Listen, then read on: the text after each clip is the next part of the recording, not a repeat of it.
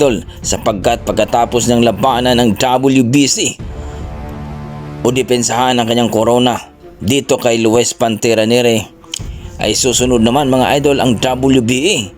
Pero alam naman natin na di kalibre din tong si Morjon Akhmadaliev, ang mandatory o number 1 sa WBA. Kaya si TJ Doheny na lang ang kanyang tinira mga idol, hindi si Casimero, hindi rin si Akhmadaliev. Kung baga, hindi talaga lumalaban sa mga di kalibre itong si Naoya Inoue. Bakit nga ba takot dito kay Cuadro Alas itong si Naoya Inoue? Ayon sa ating mga pinagkakatiwalaan na talagang malupet na dating handler ni Casimero itong si Jerry Peñalosa, the only daw na boxer na pwedeng makatalo kay Naoya Inoue, itong ating pambato na si Cuadro Alas Casimero mga idol. At malinaw dito mga